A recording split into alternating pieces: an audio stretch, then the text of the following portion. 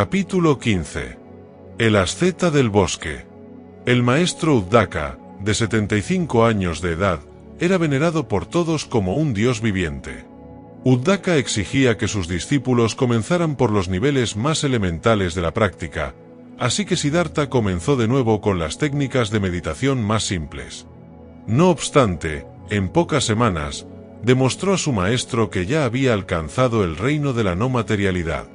Impresionado, el maestro Uddaka vio en este joven de noble porte un heredero potencial y le instruyó con el máximo interés.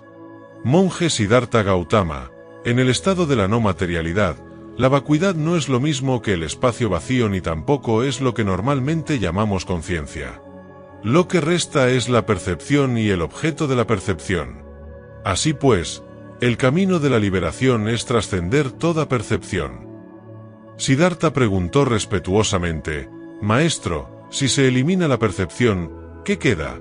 ¿En qué nos diferenciamos entonces de un trozo de madera o de una roca?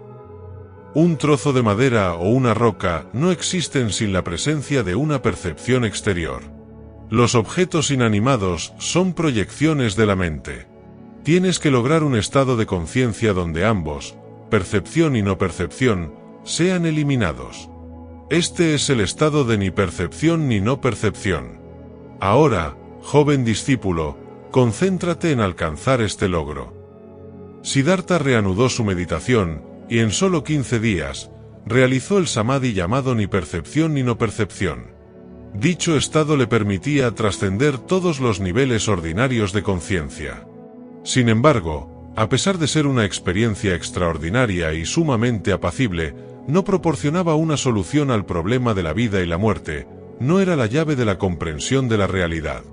Cuando Siddhartha visitó de nuevo al maestro Uddaka Ramaputta, éste le felicitó calurosamente, tomando la mano de su discípulo entre las suyas, le dijo: Monje Gautama, eres el mejor estudiante que jamás he tenido. Has progresado enormemente en muy poco tiempo y has alcanzado el nivel más alto de mi enseñanza.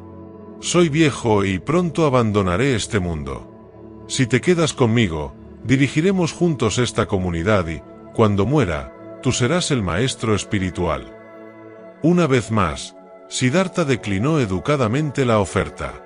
Sabía que el estado de ni percepción ni no percepción no ofrecía la liberación de la muerte y el nacimiento, tenía que continuar con su búsqueda. Expresó su más profunda gratitud al maestro y a la comunidad de monjes y se despidió. Todo el mundo le apreciaba mucho y fue triste verle partir. Durante su estancia en el centro de Uddaka Ramaputta, Siddhartha trabó amistad con un joven monje llamado Kondanna que le admiraba enormemente y le consideraba como un maestro. Siddhartha era el único estudiante en la comunidad que había alcanzado el estado de la no materialidad así como el estado de ni percepción ni no percepción. Kondanna sabía que el maestro consideraba a Siddhartha digno de ser su heredero espiritual. Él mismo sentía crecer su fe en la práctica con solo mirarle. A menudo se acercaba a Siddhartha para aprender de él, y con el tiempo, un vínculo especial se estableció entre ambos. Kondanna sentía mucho que su amigo se marchara. Le acompañó hasta el pie de la montaña y esperó a que desapareciera en el horizonte antes de regresar junto a su comunidad. Siddhartha había aprendido mucho de los dos maestros de meditación, considerados como los mejores del país. No obstante, el problema fundamental de la liberación del sufrimiento ardía todavía en su interior. Comprendiendo que no aprendería mucho más de los otros sabios de la tierra, decidió buscar la llave de la iluminación por su cuenta. Caminando lentamente hacia el oeste, entre campos de arroz y a través de extensas lagunas y numerosos arroyos, Siddhartha llegó al río Neranjara.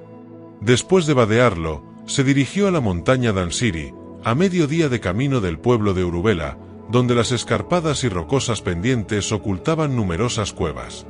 Siddhartha decidió instalarse en una de ellas hasta que descubriera el camino a la liberación y aprovechó para practicar todas las técnicas que había aprendido durante más de 5 años. Recordó que había aconsejado a los ascetas que no abusaran de su cuerpo, diciéndoles que eso solo incrementaría el sufrimiento del mundo. Pero ahora se replanteaba la cuestión: no es posible encender el fuego con madera verde y húmeda. Con el cuerpo ocurre lo mismo. Si los deseos físicos no se controlan, es difícil que el corazón alcance la iluminación. Practicaré la penitencia para alcanzar el estado liberado. Así pues, el monje Gautama comenzó un periodo de ascetismo extremo. En noches oscuras, se sentaba en lo más profundo del bosque y permanecía quieto hasta el amanecer, incluso cuando le dominaba el pánico. Cuando un ciervo se acercaba resoplando, el miedo le decía que los demonios venían a matarle, pero no se movía. Cuando un pavo real quebraba con su paso alguna rama seca, el miedo le decía que era una serpiente pitón descendiendo de un árbol, pero no se movía. Incluso cuando el pánico le atormentaba como la picadura de 1000 hormigas rojas, no se movía. Siddhartha se esforzaba por superar todos sus miedos físicos creyendo que su mente rompería las cadenas del sufrimiento si el cuerpo se liberaba de la esclavitud del temor. A veces empleaba la fuerza de voluntad para sofocar el miedo y el horror y no se movía aunque el sudor frío empapara todo su cuerpo. Otras, retenía la respiración durante mucho rato hasta que un rugido, como el del trueno o el de un homo ardiendo, aporreaba sus oídos. Entonces sentía como si alguien le partiera con un hacha la cabeza en dos. A veces imaginaba su cabeza estrujada por una banda de acero y su estómago, abierto de un tajo como el de una cabra a manos de un carnicero. En ocasiones, sentía que su cuerpo se asaba en el fuego. A través de estas prácticas austeras, pudo consolidar su coraje y disciplina y aprendió a soportar dolores físicos indecibles. No obstante, su corazón seguía sin conocer la paz. El monje Gautama practicó la mortificación durante 6 meses. Al principio estaba solo pero, al 4º mes, se unieron a él 5 discípulos del maestro Uddaka Ramaputta encabezados por su viejo amigo Kondanna. Siddhartha se alegró de verle de nuevo. Un mes después de su partida del centro de meditación, Kondanna alcanzó también el estado de ni percepción ni de no percepción, y viendo que no aprendería nada nuevo del maestro Uddaka, persuadió a 4 amigos para que partieran con él en busca de Siddhartha. Habían tardado varias semanas en encontrarle. Tras expresar su deseo de permanecer y practicar con él, Siddhartha les explicó por qué exploraba el camino de la mortificación y cuáles eran las austeridades que deberían soportar, pero los 5 jóvenes, Kondanna, Bappa, Badilla, Asaji y Mahamana, decidieron quedarse. Cada monje se instaló en una cueva y, todos los días, uno de ellos iba a la ciudad a mendigar comida. Después dividían los alimentos en 6 partes de manera que todos ellos disfrutaran diariamente de una alimentación frugal pero suficiente. Pasaron los días y los meses, y los 6 monjes estaban cada vez más delgados y demacrados. Dejaron la montaña y se dirigieron hacia el pueblo de Uruvela, a orillas del Neranjara, donde prosiguieron con su práctica. Pero las austeridades de Siddhartha empezaron a alarmar incluso a sus 5 compañeros que ya no eran capaces de seguirle. Siddhartha dejó de bañarse en el río e incluso de tomar su porción de comida. Algunos días, comía solamente una guayaba arrugada que encontraba por casualidad en el suelo, o un trozo seco de estiércol de búfalo. Su cuerpo se había consumido terriblemente. Su carne era poco más que pellejo colgando de unos huesos que sobresalían exageradamente. No se había cortado el pelo ni la barba durante los 6 meses, y cuando se frotaba la cabeza, se le caía el cabello a mechones como si ya no quedara espacio para crecer en el poco de carne que le quedaba todavía adherida al cráneo. Un día, mientras practicaba la meditación sentado en un cementerio, vio con absoluta claridad que la práctica de la penitencia no era el camino a seguir. Tras permanecer todo el día sentado bajo un sol ardiente, la brisa del atardecer sobre su piel le resultó deliciosamente refrescante, y un bienestar que no había experimentado en mucho tiempo invadió su mente. Comprendió entonces que el cuerpo y la mente formaban una realidad inseparable. La paz y el bienestar del cuerpo estaban directamente relacionados con la paz y el bienestar de la mente. Maltratar el cuerpo era maltratar la mente. Recordó la primera vez que se sentó en meditación bajo la fresca sombra de un jambo, durante la celebración del primer día de labranza.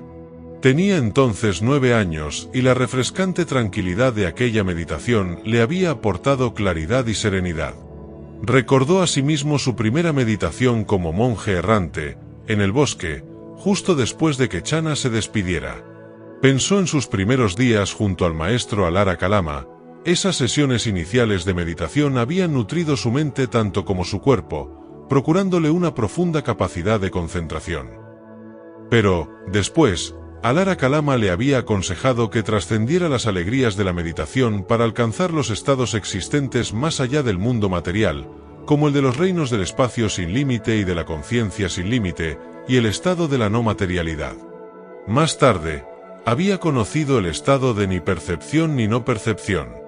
Pero la meta había sido siempre hallar un modo de escapar del mundo de la sensación y del pensamiento, del mundo de la sensación y de la percepción. ¿Por qué seguir solamente las tradiciones que recogen las escrituras?, se dijo Siddhartha. ¿Por qué temer el alegre sosiego que trae la meditación? Tales alegrías no tienen nada en común con las 5 categorías del deseo que oscurecen la conciencia. Por el contrario, la alegría de la meditación puede alimentar el cuerpo y la mente y aportar la fortaleza necesaria para avanzar en el camino a la iluminación. El monje Gautama se propuso recobrar la salud y emplear la meditación para nutrir la mente y el cuerpo. Volvería a mendigar y sería su propio maestro sin depender de las enseñanzas de nadie. Feliz con esta decisión, se tendió sobre un montículo de tierra y se quedó apaciblemente dormido. La luna llena acababa de salir y la Vía Láctea se extendía clara y radiante sobre un cielo completamente despejado. A la mañana siguiente, el monje Gautama se despertó con el trinar de los pájaros. Se levantó y recordó las decisiones que había tomado la víspera. Estaba sucio y lleno de polvo y su hábito, tan gastado y raído que apenas le cubría. Recordó haber visto un cadáver en el cementerio el día anterior y se dijo que ese cuerpo ya no necesitaría aquella tela de color ladrillo. Se acercó a él y, reflexionando serenamente sobre el nacimiento y la muerte, tomó la tela que lo cubría. El cuerpo era el de una mujer joven y estaba hinchado y descolorido. Siddhartha emplearía la tela azafrán como hábito. Caminó hasta el río para bañarse y lavar la tela. Siddhartha encontró el agua irresistiblemente refrescante. Disfrutó de la agradable sensación de la corriente sobre la piel, aceptándola con un nuevo estado mental. Tomó un baño largo y después lavó y escurrió su nuevo hábito.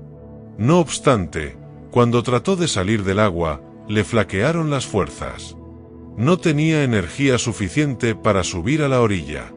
Permaneció en calma y respiró serenamente. A un lado, la rama de un árbol se reclinaba sobre el río, sus hojas rozaban la superficie del agua. Anduvo lentamente hasta allí y se apoyó en ella para salir del agua. Exhausto, se sentó en la orilla a descansar. El sol se encaramaba hacia lo alto. Siddhartha extendió la tela sobre la hierba. Cuando estuvo seca, se envolvió en ella y se puso en camino hacia el pueblo de Uruvela. No obstante, apenas había recorrido la mitad del trayecto, las fuerzas le abandonaron de nuevo y se desmayó. Permaneció inconsciente hasta que lo descubrió Sujata, una niña del pueblo, de 13 años de edad, a quien su madre había enviado con una bandeja de arroz con leche, pasteles y semillas de loto para ofrecer a los dioses del bosque. Cuando Sujata vio al monje yaciendo en el camino, inconsciente y apenas respirando, se arrodilló a su lado y le acercó un cuenco de leche a los labios. Sabía que era un asceta que se había desmayado a causa de su debilidad física.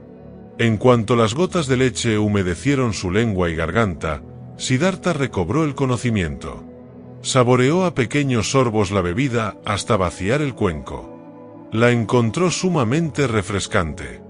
Después, respiró varias docenas de veces, y cuando se sintió con energía para incorporarse, hizo señas a Sujata para que le sirviera otro cuenco de leche. El líquido restableció sus fuerzas con sorprendente rapidez. Aquel día, Siddhartha decidió abandonar las austeridades y buscar el frescor del bosque, al otro lado del río, para proseguir con la práctica. Durante los días que siguieron, Siddhartha empezó a beber y a comer progresivamente. Unas veces, Sujata le traía ofrecimientos de comida, otras veces, tomaba su cuenco y se iba al pueblo a mendigar. Todos los días practicaba la meditación caminando por la orilla del río y el resto del tiempo lo dedicaba a la meditación sentada. Por las tardes, se bañaba en las aguas del Neranjara. Había dejado de depender de la tradición y de las sagradas escrituras para encontrar el camino y se remitía a sí mismo para aprender de sus propios éxitos y fracasos. Permitía que la meditación nutriera su mente y su cuerpo mientras un sentimiento de paz y tranquilidad crecía en su interior. No trataba de apartarse de las sensaciones y las percepciones ni tampoco pretendía escapar de ellas. Permanecía simplemente en un estado de atención plena para observarlas en cuanto surgieran. Siddhartha abandonó el deseo de escapar del mundo fenoménico y al regresar a sí mismo, comprendió que estaba completamente presente en el mundo de los fenómenos. Una respiración, el canto de un pájaro, una hoja, un rayo de sol, todos ellos eran objetos válidos de meditación. Comprendió que la llave de la liberación yacía en cada respiración, en cada paso, en cada guijarro del camino. El monje Gautama pasó de la meditación en el cuerpo a la meditación en las sensaciones, y de esta a la meditación en las percepciones, incluyendo todos los pensamientos que surgían y se desvanecían en su mente. Vio la unidad de cuerpo y mente y la presencia de toda la sabiduría del universo en cada una de las células de su cuerpo. Vio que le bastaba observar profundamente una partícula de polvo para ver el verdadero rostro de la totalidad del universo. Vio que esa mota de polvo era en sí misma el universo y que si no existiera, el universo tampoco existiría. El monje Gautama trascendió la idea de una entidad separada, el Atman, y comprendió que hasta entonces había estado dominado por una visión falsa, tal como se exponía en los Vedas. En realidad, todas las cosas existían sin una entidad separada.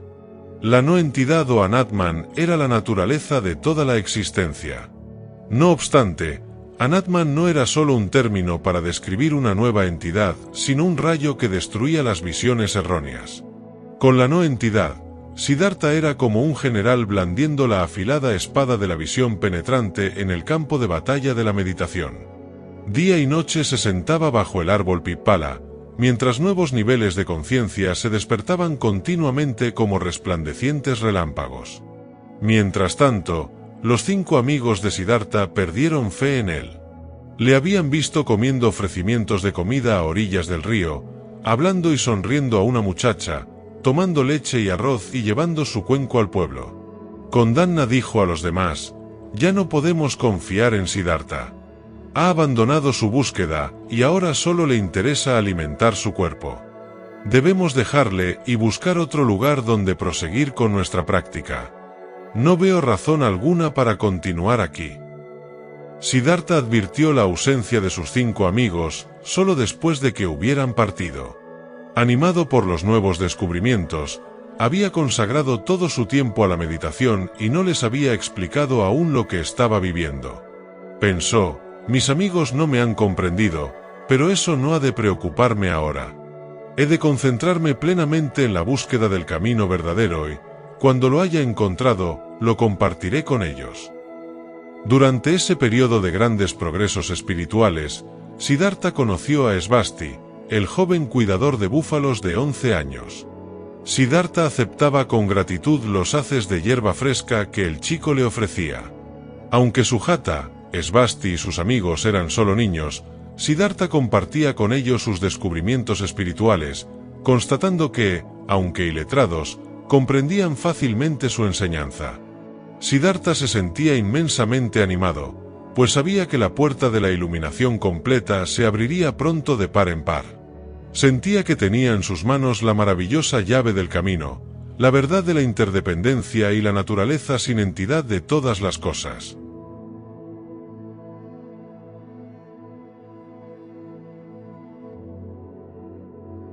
Capítulo 16. ¿Estaba Yasodhara realmente dormida? Svasti pertenecía a una familia pobre. No había tenido oportunidad de ir a la escuela.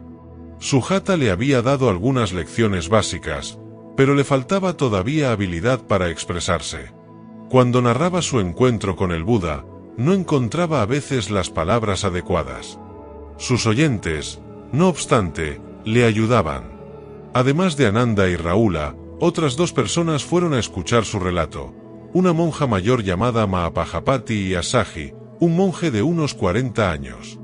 Rahula les presentó.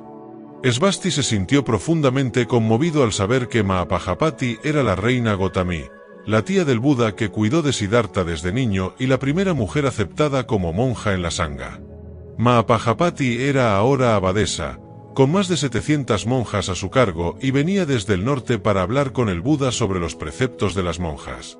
La abadesa había llegado la víspera y su nieto Rahula, sabiendo lo mucho que disfrutaría escuchando la historia de Svasti, la había invitado a unirse al grupo. Svasti recordaba perfectamente todo lo que el Buda le había contado de ella, y con el corazón lleno de afecto y admiración, juntó las palmas de las manos y se inclinó respetuosamente ante ella. Mahapajapati miró a Svasti con el mismo afecto que brindaba a su nieto. Rahula le presentó también a Asaji. Los ojos de Svasti se encendieron al saber que era uno de los 5 amigos que practicaron la mortificación con el Buda cerca de Uruvela. El Buda le había dicho entonces que sus amigos le abandonaron cuando le vieron renunciar a la práctica de las austeridades. ¿Cómo había llegado Asaji a ser un discípulo del Buda? Se lo preguntaría más tarde a Rahula. La monja Gotami ayudaba todo lo que podía a Svasti en sus esfuerzos por relatar su historia. La abadesa hacía preguntas sobre detalles que a él no le parecían importantes pero que, para ella, eran obviamente de gran interés. Mahapajapati preguntó dónde cortaba la hierba kusa que ofrecía al Buda para el cojín de meditación y con cuánta frecuencia le proporcionaba un nuevo haz de hierba. Deseaba saber también si, después de entregar la hierba al Buda, los búfalos tenían todavía suficiente comida para la noche. Y preguntó a sí mismo si el propietario de los búfalos le había pegado alguna vez. Quedaba mucho por contar, pero Svasti pidió permiso para continuar su relato al día siguiente. No obstante, antes de despedirse, preguntó a la monja Gotami si podía hacerle algunas preguntas que, durante 10 años, habían permanecido sin respuesta en su corazón. Ella le sonrió y dijo: «Adelante, pregunta. Si puedo contestarte, estaré encantada de hacerlo». Svasti deseaba saber varias cosas. En primer lugar, ¿estaba Yasodhara realmente dormida la noche que Siddhartha abandonó el palacio o solo lo pretendía? Svasti quería saber también lo que el rey, la reina y Yasodhara pensaron y dijeron cuando Channa regresó con la espada, el collar y el cabello de Siddhartha. ¿Qué sucedió en la vida de la familia del Buda durante los 6 años de su ausencia? ¿Quién fue el primero en conocer la noticia de que el Buda había alcanzado el camino? ¿Quién le saludó primero a su regreso? ¿Fue toda la ciudad a darle la bienvenida cuando volvió a Kapilavatthu? «Realmente tienes un montón de preguntas», exclamó la monja Gotami sonriendo afectuosamente a Svasti. «Deja que trate de responder brevemente. Primero de todo, ¿estaba Yasodhara realmente dormida o no? Si quieres saberlo con certeza, tendrás que preguntárselo a ella, pero no creo que durmiera. Fue Yasodhara quien preparó la ropa, el turbante y los zapatos de Siddhartha. Le dijo a Channa que ensillara y preparara a Kantaka.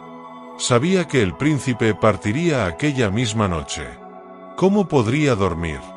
Estoy convencida de que solo lo pretendió para evitar a ambos una separación demasiado desgarradora.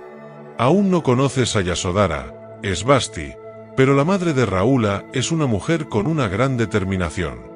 Comprendió el propósito de Siddhartha y le ofreció calladamente su sincero apoyo. Lo sé, mejor que nadie porque, después de Siddhartha, yo era la persona más próxima a Yasodhara. La monja Gotami contó que, a la mañana siguiente, cuando se supo que Siddhartha había partido, todo el palacio excepto Yasodhara entró en estado de shock. El rey Suddhodana, encolerizado, gritaba y culpaba a todo el mundo por no haber evitado la huida del príncipe. La reina Gotami corrió enseguida en busca de Yasodhara, a quien halló sentada, llorando calladamente. Partidas oficiales de búsqueda salieron a caballo en las 4 direcciones con órdenes de regresar con el príncipe. La que se dirigía hacia el sur se encontró con Channa, que regresaba al palacio con el caballo de Siddhartha. Channa les impidió continuar, diciendo: «Dejad que el príncipe siga su búsqueda espiritual. Yo ya he llorado y le he suplicado, pero su decisión de encontrar el camino de la liberación es inamovible. De todas formas, Se encuentra en los espesos bosques del país vecino donde no tenéis derecho a perseguirle.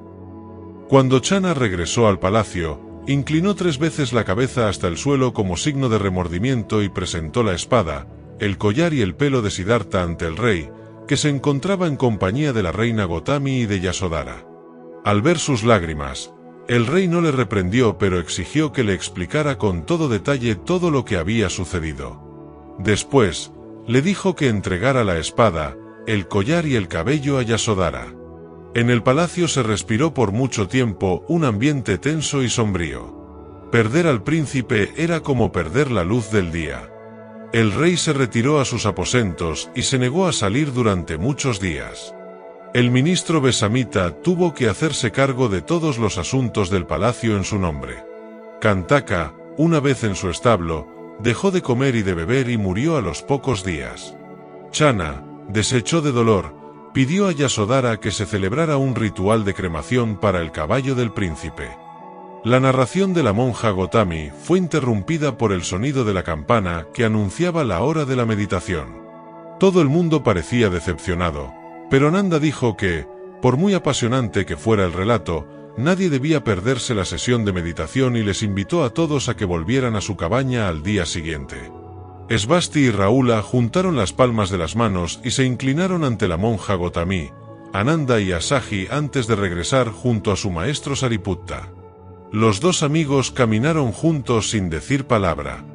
Las lentas reverberaciones de la campana iban cobrando velocidad, como olas rompiendo unas sobre otras. Svasti siguió su respiración y en voz baja recitó el gata de la escucha de la campana. Escucha, escucha, este maravilloso sonido me trae de nuevo a mi verdadero ser.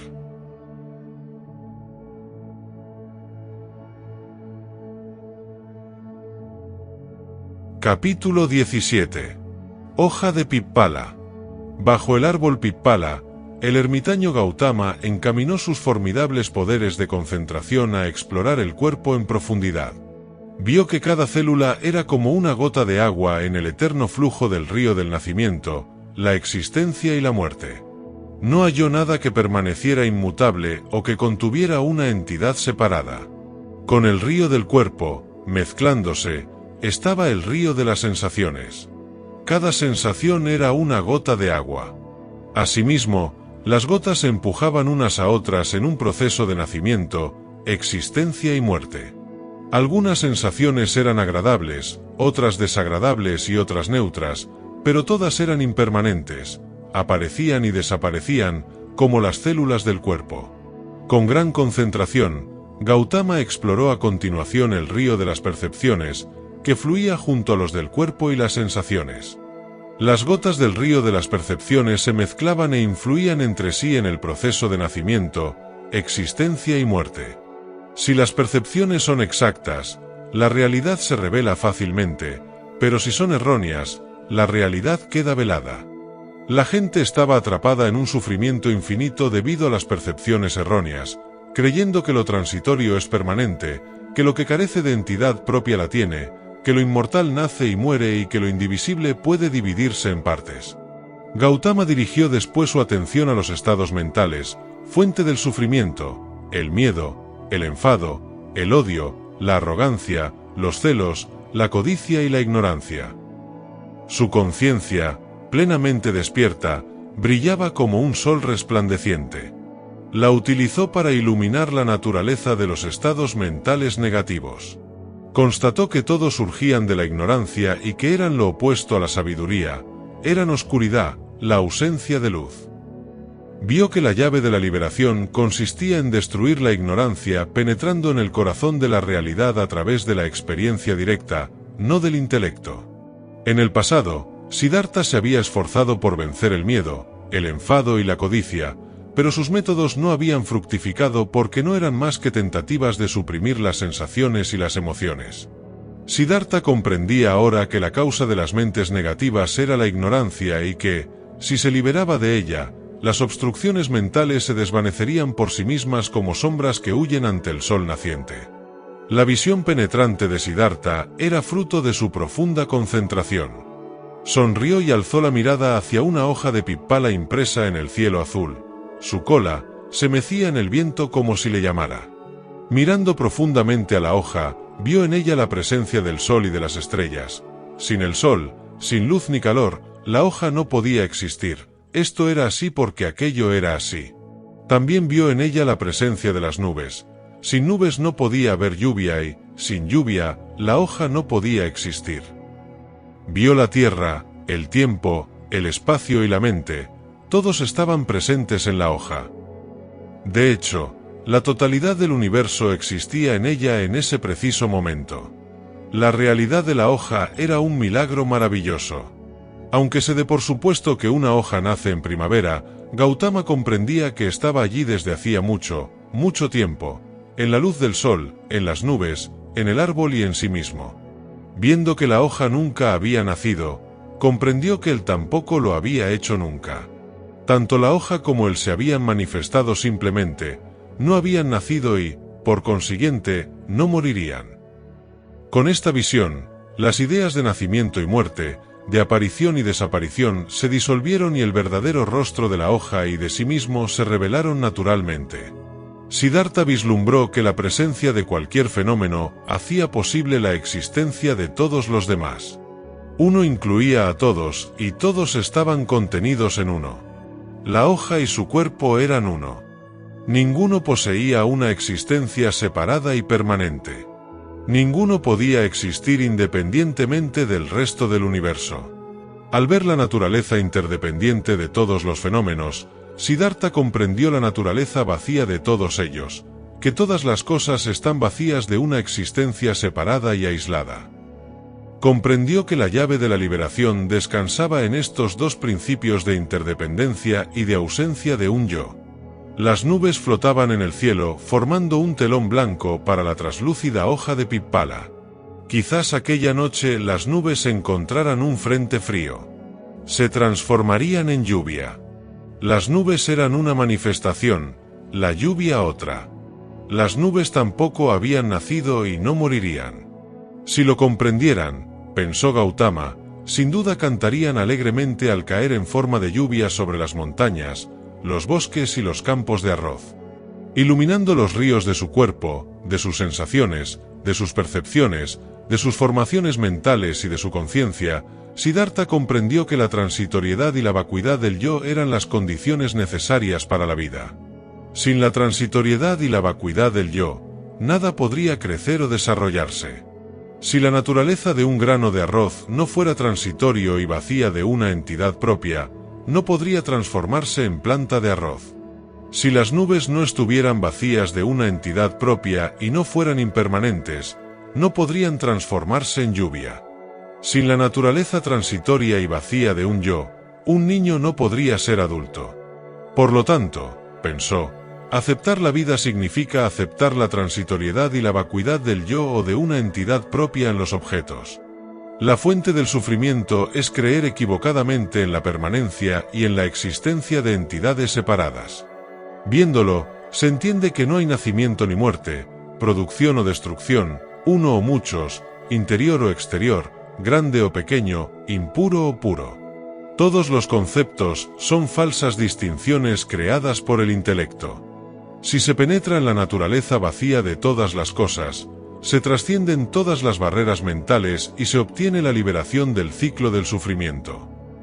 Una noche tras otra, Gautama meditó bajo el árbol Pippala enfocando la luz de la conciencia sobre el cuerpo, la mente y todo el universo. Sus 5 amigos le habían abandonado hacía tiempo. Ahora, sus compañeros de práctica eran el bosque, el río, los pájaros y los millares de insectos que vivían en la tierra y en los árboles. El gran árbol Pippala era su hermano en la práctica, al igual que la estrella vespertina, que aparecía cuando se sentaba en meditación hasta bien entrada la noche. Los niños del pueblo venían a visitarle a primera hora de la tarde. Aquel día, Sujata le había traído un ofrecimiento de gachas de arroz, cocinadas con leche y miel, y Svasti un nuevo haz de hierba kusa. Cuando el muchacho se marchó, Gautama sintió que alcanzaría el gran despertar esa misma noche.